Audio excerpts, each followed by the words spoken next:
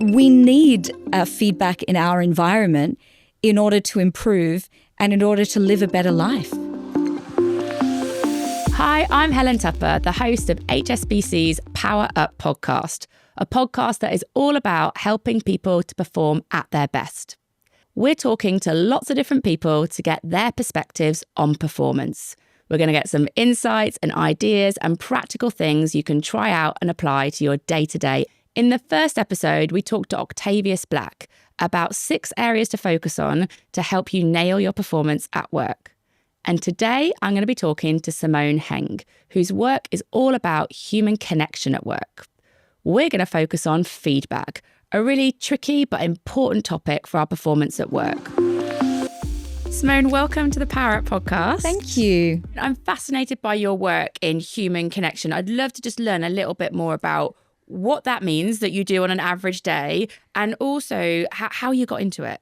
Yeah, so I had been working for big broadcasting brands for the first 15 years of my career. So I had a strong foundation in being able to communicate. But I worked out really quickly that communication does not mean connection. So the media taught me to communicate, but I wasn't feeling connected to my interview subjects or the people I was meeting. At the same time as this was happening, this existential career crisis, my mother has a very rare degenerative disease. And so she was having cognitive issues, not just connecting with her own memories, but also connecting with other people. So everywhere I looked, this is around 2019, connection seemed to be an issue. So I started researching, and that snowballed. Obviously, we had a global pandemic, and then it became the most requested topic for expertise on the planet, human connection, overnight. And that snowballed now, post-pandemic, to flying all over the world, speaking for organizations and authoring books on this topic that I'm so passionate about. And so it's a real meeting of sort of personal meaning and then kind of professional opportunity to make a difference. Absolutely. And I'm also a huge extrovert, so it's perfect. It's perfect for me. Amazing. So let's get first into feedback. When we're talking about feedback, I think people have got so many different perceptions about what feedback is. So let's just start from your perspective. When we talk about feedback, what does it mean to you? So I think what it means to me is that it's like, firstly, an integral part of any human being's growth to have some sort of idea of what others think of them versus what they think others think of them. Okay. And then we can expand that and also apply that to certain projects, right? You can have a feedback that's not about the individual, but also about work that maybe the individual has created or a team has created. But we need feedback in our environment in order to improve and in order to live a better life. Of course we do, otherwise I'll give you an example. There's actually done studies of people in solitary confinement who are without feedback coming from human connection. And these people have lost a certain marker on the reality. Mm. So there's a lot of studies around how loneliness means that lonely people have a different sense of reality because you're not having that feedback, those markers to kind of guide you as to what's appropriate behavior. So we need feedback for our own emotional intelligence. I think maybe thinking about the theme of the podcast, that if the information that someone has given you can help you to improve your performance, then it's potentially valid, even if it's hard to hear. But if that is shared with you in a way that there's no intent there to help you to improve your performance, then maybe it's not the kind of feedback that's right for people to sort of receive or process. What's going on beneath the surface there? Mm. And I think whenever you're about to give feedback, you should ask, how can I make this better versus how can I highlight and point out the mistakes or errors? And I think sometimes when we get stressed within an organization, having worked in really big broadcasting brands before where the stakes in old media as it started to diminish and die were just never been higher and more stressed out and scarcity. And I think that it was, you would get this kind of feedback sometimes that wasn't done with how can I make this better. It was more, I'm emotional and I just want to let people know how I feel about their work. So always with that filter, how can I make this project or employee or teammate better versus how can I just point out the flaws? And that will flip the entire way the conversation is communicated as well.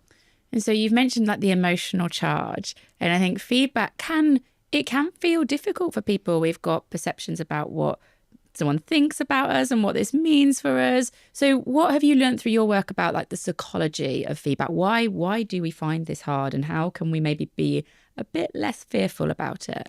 I think we can look at how we evolved in tribes as early Homo sapiens, and that need to belong. Obviously, you didn't want to have yourself cast out for that from that tribe, or be alone for any means necessary. You would have died. So safety in numbers, and then feedback and criticism in some way can make an individual feel singled out. So it can signal feelings of social rejection that go back to that psychology of, I want to be connected. I want to have my head down and be on the same level as my teammates, not ever singled out for a negative reason, because being singled out for a negative reason could mean being thrown out of the tribe. So that for me would be the evolutionary psychology of why it's so triggering. And then, of course, we add all the self-esteem issues to it. Nobody wants to, I mean, for me particularly, I received feedback when I was a broadcaster and when I was in the media industry that was just either very ruthless or about things you couldn't change. We didn't have all the diversity and inclusion, all these kind of safety nets that we have now. And so I always think of feedback now with that in mind as an organization's way of saying, we care about you, we value you, we want to invest in you. Because from my experience, feedback was, you didn't really get any. You do a season of a TV show, and if it didn't go well, you wouldn't get any feedback. You just wouldn't get another season.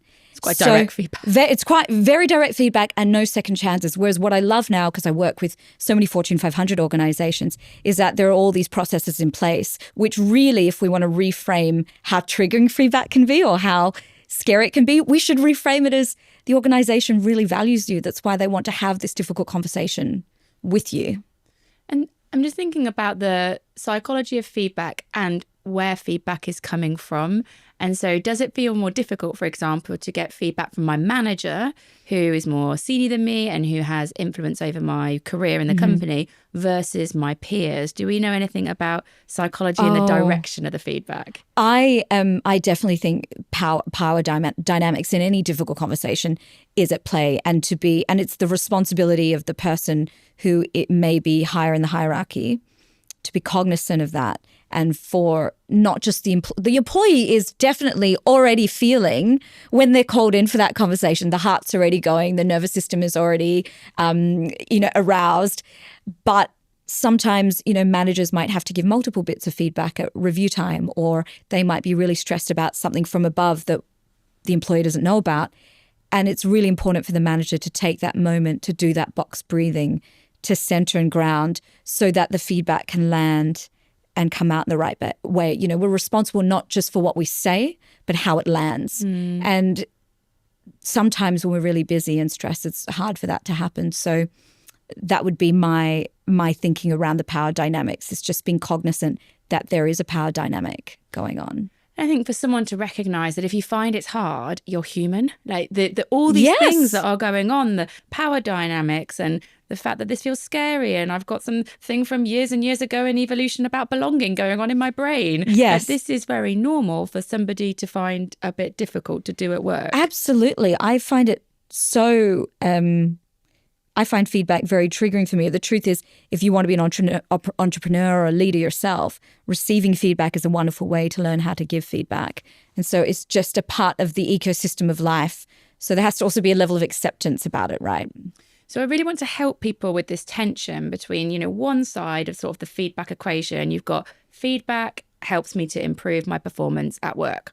Amazing. Want some of that. And on the other side, you've got feedback feels really, really scary because I don't want to be judged by my manager or thought less of by my peers.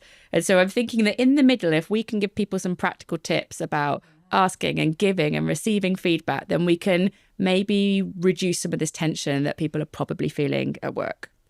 So let's imagine it's an average day at work. I know I'm going to have a feedback conversation with my manager, and Simone has designed this so that this is the ideal feedback conversation. And there's a few different messages, some things I do well, some things I could improve on. How does that conversation start so it works for both people in it? I would definitely begin, both parties, with calming yourselves. This means breathing. What you don't want to do is run from other high stakes or stressful meetings directly into the virtual conversation of some really tough feedback. You want to make the person receiving that feedback as the manager feel that you care, that it's important that it lands the right way. And if we're in any sort of fight or flight, we don't communicate at our best, we're not mindful, and we need to be mindful in our words when delivering feedback to valued employees, that's for sure. So then if the person understands that they're about to enter into this particular meeting, the modality is important. Okay, so is it virtual or is it in person? There is now a trend in workplaces to step away from doing these difficult conversations in the kind of fluorescent light, no windows, spotlight on, just bigger than a cubicle room, where you can just let those heavy words hang in the air. A lot of people think you can have really great, authentic conversations in the green corridors of workplaces, walk and talk even. So think about that. If you have the option to be creative, HSBC is such a huge global organization, so many different ways to do it. But if you are doing it on virtual, make sure you give all those virtual cues that we learned during the pandemic, eye contact down the camera, those sorts of things. So then what do we open with? We're both aware that a calendar invite has gone in and this conversation is going to happen. So there's no avoiding the elephant in the room. I think beginning with a little bit of rapport building, of course, ask the other party how they are. This makes a big difference to how that conversation is going to go. If someone says, oh, my dog just died, maybe reschedule. This is the first filter here. The how are you? Then build rapport using non-triggering subject matter. I like to look at Maslow's hierarchy of needs and the bottom part of the pyramid of the physiological needs. These are non-triggering, non-controversial, universal topics for all human beings: food, water, shelter, clothing, air. So what did you take your lunch is very common in Asia. It's even in Mandarin. It's at the beginning greeting, have you eaten? Is very, very common. So that is in place almost of how are you? So that's a food conversation, right? So just set that groundwork. And after that, if we know that the person receiving the feedback is very nervous, if you're a compassionate leader, I would begin by sharing, if it's a very junior employee, a bit of vulnerability. Vulnerability completely disarms a spicy conversation. So it could be something along the lines of, when I had my first job, I had this incredible mentor and they gave me this little bit of feedback that really changed the trajectory of my career. And then say what the feedback was. It could be from 30 years ago, so it's not going to dent your reputational brand as a leader now. And you will marvel of how that changes the emotional charge between two people. So yes, and then we would go into the feedback. Now, that simple sandwich methodology, it's kind of become quite outdated because people now know it, so they know what their managers are doing. And it, if anything, now would betray trust because people know you're giving me this format. So what I would suggest with this whole global direction towards authenticity is firstly to sincerely highlight what has been going well, and then use the even better if model. So you could be doing even better if this. If it's around a specific incident or something went wrong. Once I was on a radio station and I left I didn't put the radio station into automation. I was so stressed about my mother's illness and it just couldn't have been a less important thing to me at that time. And I was driving down the road and I heard the radio station go dead on air. And my manager had to obviously reprimand me about this. And she did it in such an incredible way because she knew it's like the criminal sin for radio broadcasters. So she would have known I already was beating myself up about it. And we had to address what happened in this incident. We couldn't pretend it didn't happen. The radio station went off air. And she said to me, look, Simone, this has happened. The engineers managed to get in remotely, put the station on air, but this just cannot happen again. She didn't get personal. She didn't say you. She just said it can't happen again. And sometimes that feedback has to be given, okay, without positivity in the front of it. Something went wrong that needs to be acknowledged within an organization. And then, of course, you have to acknowledge what the weaknesses are and then make constructive recommendation for what can be done better in the future. Yeah.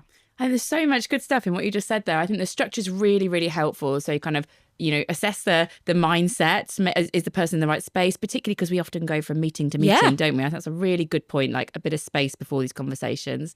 The mode, like where are we having it? How are we having it? And then the showing the vulnerability as a kind of gateway Connector. into that. Yeah, as a connector. Exactly that. And then the point that I really, really loved is, the whole clear is kind. There will be difficult messages that someone has to deliver. And rather than do the praise sandwich where that will get entirely lost and feel a bit manipulative, sometimes you have to say the hard thing.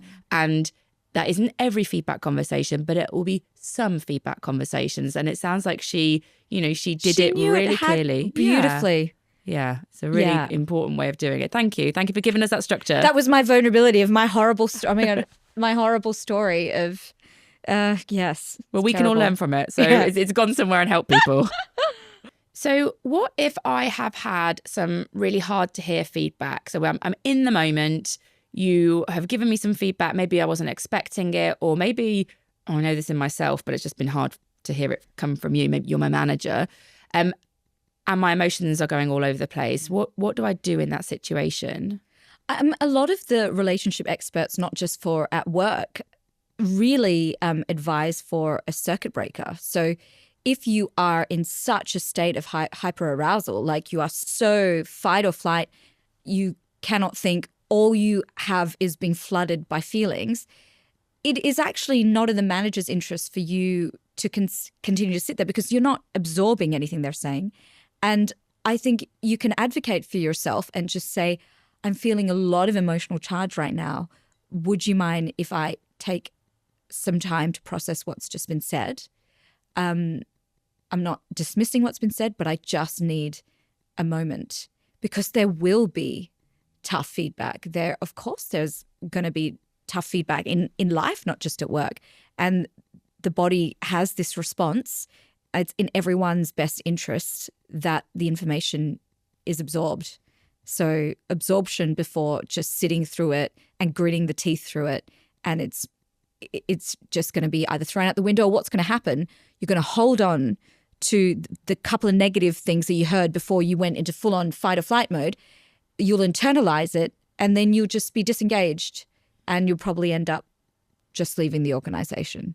So I think taking a break is a really great idea. Sort of wish I'd known that before I'd had some of those conversations in my career where I probably got really defensive or just really upset visibly in front of somebody and probably stopped listening. I like that, advocate for yourself and say, I loved your point there as well about I'm not dismissing what you've got to say. I'm just finding it a bit hard to process at the moment. Like that, what a powerful statement for people to take away in inevitable hard feedback moments that will happen. Yes. I'm thinking about when feedback happens at work, sometimes it's going to happen in person because we happen to be in the office together and you can do it. And I would imagine for lots of people listening, a lot of the time this is going to be virtual. So is this a camera on always situation so we can have the mirror neurons, or actually sometimes for connection, is it okay to have a camera off conversation about feedback? So what we know from a study that came out just after the pandemic and the mass adoption of video conferencing, the respondents in the survey said that actually the old school phone call was less stressful for them than having to be tethered to and this is not specifically for feedback, this is for communication in general, was less stressful, less arousing for them than having to be seated and locked into sitting at the desk. So with what we know about the green spaces as well, if you're receiving that and you opt for it as a phone call, you can actually be walking in nature while receiving this, which I think would be very helpful provided it's a quiet park and not like a busy street where cars are coming at you. I think one thing that we can really do on video to help if you're giving video on feedback, of course, we all know about the eye contact, right? When you're delivering that feedback, the eyes to the camera simulate what we would have in person as the eye contact to the recipient. So if you're giving hard feedback to someone, please look into your camera, even though it feels really odd, so you can see your eyes. One thing that diminishes trust in these situations is having your virtual communication cut too tight with your arms out. So, yeah, this is fascinating. So, Interesting. yeah, this is really fascinating. So, the first thing we do when we meet a stranger, and it happens subconsciously, we don't even notice it, is we don't look at their eyes or their mouth or their face. We glance at their hands. Because when we were evolving, if we had met somebody, a stranger from another tribe, their hands could have had something that could have killed us. Ooh. So, you cropping your arms out of a virtual conference, like out of your frame, is the digital body language equivalent of doing a whole keynote with your arms behind your back. So we want to be giving as much trust in difficult conversations as possible. So they would be my tips for using virtual to deliver this kind of stuff. Tips. I think they're things that, and I suppose that's the point here, isn't there? There's so much that we miss that can affect how this communication of information is relayed. So I would imagine a scenario for lots of people listening, and myself, is that at a point in time in their career, they've had some hard feedback from somebody, and that could have been quite a few years ago, but that feedback still stays with them today, and it is affecting how they show up in certain situations or how they contribute to conversations or what they're doing in their career, and they can't let it go. For that person who's struggling to draw a line between feedback in the past and what they're doing in the present, what would your advice be? I firstly would love them to think, was it feedback or was it criticism? Ask the question, why has this wounded me? Why is this still staying with me? Now, if you're below 25, which is 25 is when the prefrontal cortex really kind of locks in, there's a lot of feedback we get in those earlier stages of our career that can really wound us. But if you are older than that and that it's kind of festering and you're changing your identity based on that piece of feedback, this is really where the human connection piece comes in. So I think what really helps is if people look around them at what I call their intimate connections. This is a group of 5 people that you can truly be vulnerable with, and you can call them in a crisis and they love you, warts and all. These are the people which you could go to confide about this wounding piece of feedback. We need these people. 1 in 3 Americans say they don't have people they can confide in. So we're in a bit of a crisis. But it's normally one of these 5 human connections or a multiple of them that you could go to with a secret like this. Because, for example, in Asia, a very wounding bit of negative feedback would be sometimes considered a secret because it's a loss of face to disclose to people. So please go to people that you trust.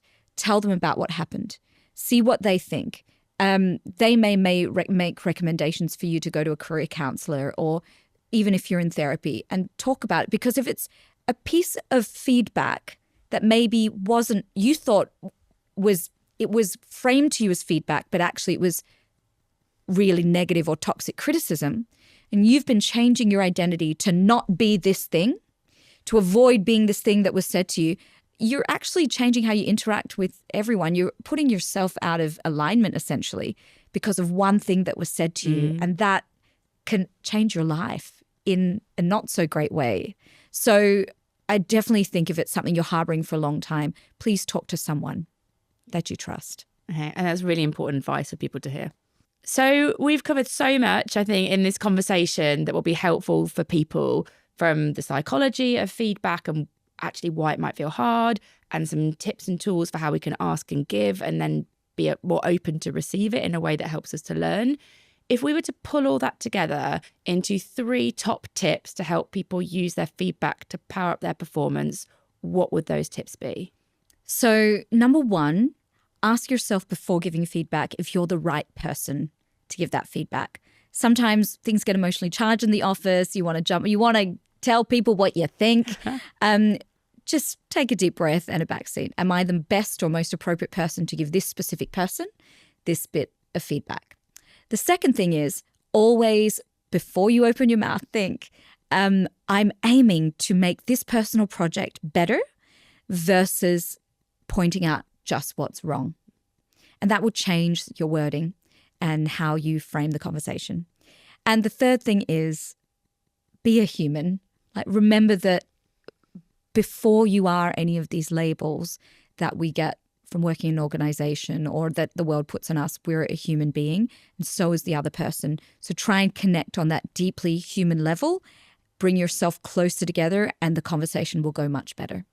Thank you, Simone. I think there's such a lot of empathy that you have shared in the context of something that can be very hard to give and receive and process. And so I really like your approach. It feels like, oh, this is something that can help me, which is exactly what we want this feedback to be. So one thing that we do before we let our guests go is we ask them for their insights and advice on our next topic for our episode. So the next episode is going to be on goals. Would love to know from you, what's a goal that you've achieved that you're really proud of? And was there anything that you learned in the process of achieving that goal that could be useful for our listeners to hear? Yes, I have to say it's that from Singapore, I was able to get this international book deal because I self-published this book. And then I just had this thought, like, wouldn't it be fun if this book was discovered and it's already been written and then I'd have to write it again and it gets global distribution and it happened. But then I discovered after that, wow, the publishing industry is just like banking or speaking. And now I've entered this new world where there's all these new rules and new bureaucracy. And so the lesson there is that any goal you have before you achieve it looks so differently from once you've achieved it. And the human condition is that we never sit at the table of success for too long anyway. So never beat yourself up about thinking, oh, now I want the next goal, because we're actually wired, the science shows, to be like that. Okay, got it. So don't you beat yourself up about your goals. So many people do that, like, oh, will I ever be happy? And I keep chasing it. It's like, honey, that's part of the wiring. Don't beat yourself up. It's part of it. We'll go deeper on goals in our next episode. But I just want to say thank you so much for sharing all your insights with us today. Thank you.